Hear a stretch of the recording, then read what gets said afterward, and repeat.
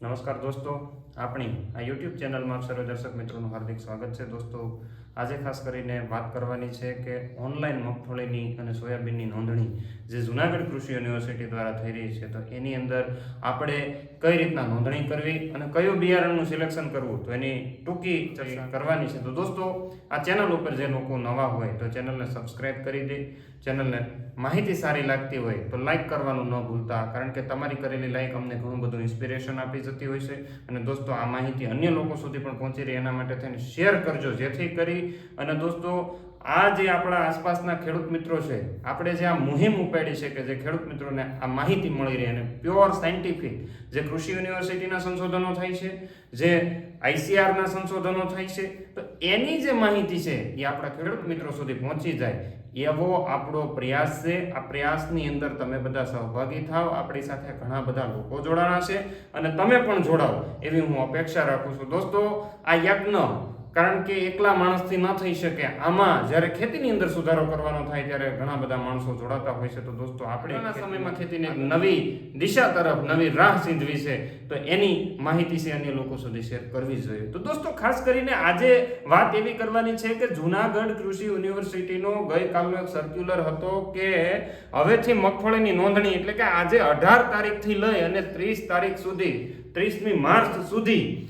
મગફળીની છે નોંધણી થવાની છે, સોયાબીનની જે નોંધણી થવાની છે. એવું તમારા સુધી પણ માહિતી પહોંચી ગઈ છે. ન પહોંચી હોય તો યુટ્યુબના માધ્યમથી આપના સુધી પહોંચાડવાનો પ્રયત્ન કરી રહ્યો છું. દોસ્તો, હવે ઘણા બધા ખેડૂત મિત્રોના કાલના ફોન એવા હતા કે સાહેબ, કઈ મગફળી આપણે પસંદ કરવી જોઈએ, કારણ કે યુનિવર્સિટીનો સર્ક્યુલર એવો છે કે તમે કોઈ પણ એક જાત માટે અરજી કરી શકો, વિવિધ જાતો માટે અરજી કરી શકો નહીં. એટલે ઘણાને એવું થાય કે સાહેબ, મારે કઈ જાતનું વાવેતર કરવું જોઈએ. તો દોસ્તો, આજે એનો આપણે ઊંડાણપૂર્વક થોડોક અભ્યાસ તમને ખાલી મારે માહિતી ઉપર ચડી આપવાની છે, તો આ માહિતીમાં અંત સુધી બને રહેજો. તો ખાસ કરીને બિયારણની નોંધણી ઓનલાઈન નોંધણી થવાની છે, બરાબર, કોઈને ઓફલાઈન. નહીતર ઘણા અડદની અંદર મને પ્રશ્ન પૂછતા હતા કે હું ન્યા જઈને લઈ આવું તો નહીં આપે. નહીં, ન્યા જઈને ઊભા રહેશો તો કોઈ આપશે નહીં. એના માટે તમારે જુનાગઢ કૃષિ યુનિવર્સિટીની જે વેબસાઇટ છે એ વેબસાઇટ ઉપર જઈને તમારે ત્યાંથી ઓનલાઈન નોંધણી કરવાની છે. ઓનલાઈન નોંધણી માટે તમે વેબસાઇટ ખોલશો ને એટલે લાલ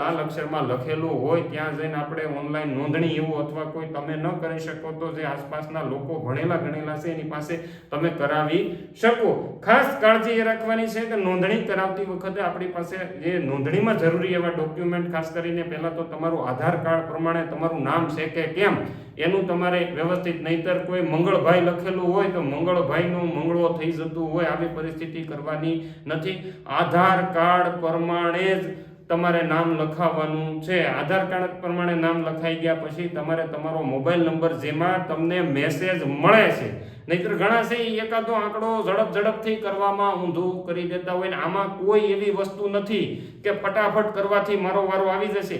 આપણે યુનિવર્સિટી જે છે એ 18 તારીખથી લઈને 30મી માર્ચ સુધી, એટલે કે 13-14 દિવસ સુધી આની નોંધણી કરવાની છે, બરાબર. તો આમાં 30 તારીખે જે લોકો નોંધણી કરશે એનોય વારો આવી શકે અને 18 તારીખે સવારે વહેલા ઉઠીને નોંધણી કરશે એનો પણ વારો આવી શકે. એવું નથી કે વહેલા તે પહેલા.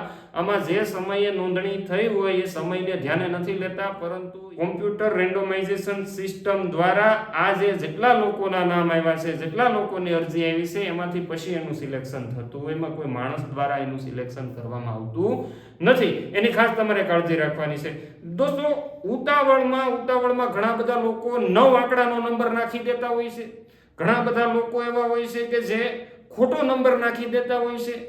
તો આવું ન થાય એના માટે થઈને થોડું નિરાંતથી આપણે અરજી કરવાની છે. બીજું, એની અંદર તમારે તમારા 7-12-8 ની જે ખાતા નંબર લખ્યો છે એ ખાતા નંબર તમારે એની અંદર નાખવાનો છે, જેથી કરીને આપણે જ્યારે મગફળી અથવા સોયાબીન લેવા જઈએ ત્યારે આપણે કોઈ ઇન્ટરફિયરન્સ ન થાય, આપણને કોઈ અડચણ ન આવે. એટલે આપણે આપણી જ માહિતી જે 7-12માં આપણું નામ છે, દાદાના નામે હોય તો દાદાનું નામ, કાકાના નામે હોય તો કાકાનું નામ, એનો જ મોબાઈલ નંબર અને એનો જ જે ખાતા નંબર છે એ નાખવાનો છે. આટલી માહિતી તમે એમાં લેખા પ્રમાણે ભરી દેશો એટલે કોઈને તાત્કાલિક SMS આવતો નથી. નહીતર ઘણાના ગયા વર્ષે એમ ફોન આવતા, અમને મેસેજ તો એવા કાંઈ નથી આવતા પણ તમારી નોંધણી થઈ જાય છે. કદાચ મેસેજ આવે તો તમારે સાચવી રાખવાનું છે, પણ ન આવે તો એની કોઈ ચિંતા નથી. અને બીજી નંબરની વાત એવી છે દોસ્તો કે તમારે એની એક પ્રિન્ટ આઉટ અત્યારે જ લઈ લેવાની છે. એટલે યુનિવર્સિટી જ્યારે બિયારણનું વિતરણ કરવા નીકળે ત્યારે વિતરણ કરવાનું શરૂ કરે ત્યારે તમારે છે એ પ્રિન્ટ આઉટ કદાચ તમને ન મળે, મૂકે છે બને ત્યાં સુધી, પણ ન મળે તો તમારે બીજી કોઈ ચિંતા રહેતી નથી. એટલે ખાસ આ નોંધણી આ રીતના કરવાની છે. હવે નોંધણી શેની કરવી, કઈ વેરાયટીની કરવી, બરાબર, એની ખાસ કાળજી રાખીએ તો એ તમારે ધ્યાને રાખવું જોઈએ. તો નોંધણી તારીખ 18 થી લઈને તારીખ 30 સુધી. પછી તમે મને ફોન કરો કે જુનાગઢમાં સાહેબને કયો નહીં મારું લઈ લે, હું ભૂલી ગયો છો, એમ નહીં. 30 તારીખે બંધ થઈ ગયું એટલે બંધ થઈ ગયું, એમાં પછી કોઈનો આડો વારો હાલતો નથી. સાહેબ પોતે જે વિતરણ કરે છે એના ભાઈને જોતું હોય તો એ મળતું નથી, એટલે એની ખાસ તમારે કાળજી રાખવાની છે. વિતરણની તારીખ કેટલી રહેશે? ઘણા બધા ખેડૂત મિત્રોના પ્રશ્ન હતા કે સાહેબ આ મળશે ક્યારે? દોસ્તો આ મગફળી જનરલી 30 માર્ચ સુધી આપણે છે એની અરજી મંગાવે છે યુનિવર્સિટી, ને પછી એપ્રિલ મહિનામાં 15 એપ્રિલ પછી તમને મળવાની ઘણી બધી સંભાવના છે. કારણ કે 15 થી 20 દિવસ જેટલો સમયગાળો એ બજાર ભાવ નક્કી કરવા માટે, તમારી બધાની સબસિડી હોય તો કયો ઘટક એમાં આવશે, કયો ઘટક નહીં આવે, એ બધું નક્કી કરવા માટે 15 થી 20 દિવસનો સમયગાળો લાગતો હોય. એટલે તમને એપ્રિલ મહિનાના એન્ડમાં અથવા મે મહિનાની શરૂઆતમાં આ મગફળીનું કે સોયાબીનનું બિયારણ છે જનરલી વિતરણ કરવામાં આવશે. એ પછી મગફળીની કઈ જાતનું, એવો બધાના ઘણા બધા ફોન હતા કે કઈ જાત મારે આમાં લખવી જોઈએ જેથી કરીને મને આવનારા સમયની અંદર ફાયદો થાય. દોસ્તો બધી જાતો ખૂબ સારી એવી યુનિવર્સિટી પાસે અત્યારે 4 જાત ઉપલબ્ધ છે. GJG 32 તમે વર્ષોથી એનું વાવેતર કરો છો, બરાબર, આ જાત છે એમની પાસે ઉપલબ્ધ છે. ગયા વખતનો એનો જે ભાવ હતો એ જનરલી સામાન્ય રીતે જોઈએ તો 30 કિલો દોડવાનો 1800 રૂપિયા સુધીનો ભાવ સબસિડાઇઝ અથવા તૂટફૂલ બિયારણનો હતો. અન્ય ભાવ છે એ વધારે હતો, એટલે તમારે ખાસ એની કાળજી રાખવાની છે. તો GJG 32 નંબરની જાત છે મોટા ભાગે પોપ્યુલર છે, અને જે લોકોને મોટું વાવેતર કરતા હોય તો એને આ જાત છે એનું બિયારણ વધારે માત્રામાં અવેલેબલ હોય તો તમે એનું લઈ શકો. બીજું GG 23 આ નવી જાત છે, લેટેસ્ટ જાત છે. છેલ્લા 3-4 વર્ષથી અમુક લોકો છે એને વાવતા આવ્યા છે અને ઘણો બધો ખેડૂતોને એનો ફાયદો થાય છે. 20 નંબર જેવો આ જાતનો દોડવો થાય છે, જેમ 20 નંબરનો થાય એમાં ગેરુટીકા પ્રમાણની અંદર બહુ ઓછું આવે છે. તો 23 નંબરની જાત માટે જે લોકો 20 નંબરના રસિયા ખેડૂત કહેવાય એવા લોકોએ 23 નંબર માટે અરજી કરવી જોઈએ. જે લોકો ગિરનાર 4-5 એનું જે વાવેતર કરવા ઈચ્છતા હોય, હાઈ ઓલિક એસિડ ધરાવતી જે વેરાયટી છે, તેમાં GG 35 નંબરની જાત છે, GG 39 નંબરની જાત છે, તો આવી વેરાયટીનું તમે સિલેક્શન કરી શકો. એટલે તમારે પહેલા નક્કી કરવાનું છે કે મારે ઉભળી મગફળી વાવવી, વેલડી મગફળી કે અર્ધ વેલડી. 23 નંબર છે અર્ધ વેલડી મગફળી છે, જ્યારે આ વેરાયટીઓ છે એ થોડી ઉભળા ટાઈપની થતી હોય છે. એટલે એમાં ઓલિક એસિડનું પ્રમાણ છે એ 39 નંબર ને 35 નંબરમાં. એટલે તમે ગિરનાર 4 નું વાવેતર કરતા હોય ગયા વર્ષે અને તમને ઈ દિશામાં રસ હોય, 32 નંબરનું રિપ્લેસમેન્ટ કરવું હોય તમારે, તો 35 ને 39 નું વાવેતર કરી શકાય. જ્યારે તમારે 20 નું રિપ્લેસમેન્ટ કરવું હોય તો તમે 23 નંબર માટે અરજી કરી શકો. 32 ના તો તમે બધા ગુણધર્મો જાણો છો.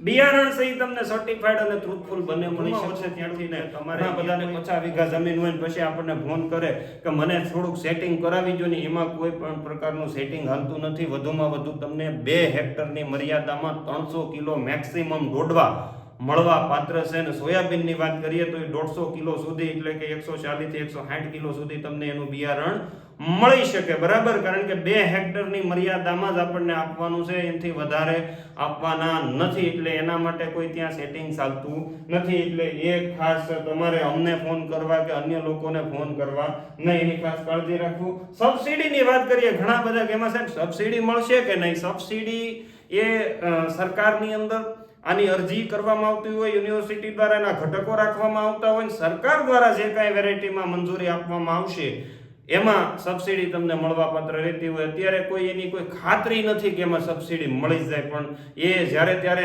બિયારણનો ભાવપત્રક જ્યારે બહાર પાડવામાં આવશે ત્યારે એની અંદર ક્લિયર કટ લખેલું હશે. એટલે નવી વેરાયટીઓમાં જનરલી સબસિડી આવતી હોય છે. ગયા વખતના આપણા પાછલા વર્ષોના જે અનુભવ હતા એ અનુભવના આધારે હું તમને કહું છું. આ જે માહિતી છે એ બધી મેં તમને અનુભવના આધારે શેર કરેલી છે, નહીં કે કોઈ આપણે એમની સાથે વાટાઘાટ કરીને પણ અનુભવના આધારે માહિતી, ગયા વર્ષના અનુભવો હતા, યુનિવર્સિટીની જે વેરાયટીઓ છે એના આપણે અનુભવ લીધા હતા, એના આધારે આપણે તમારી જોડે આ માહિતી પહોંચાડી છે. ખરેખર માહિતી સારી લાગી હોય તો લાઈક, શેર અને સબસ્ક્રાઇબ કરવાનું નહીં ભૂલતા. અસ્તુ. જય હિન્દ.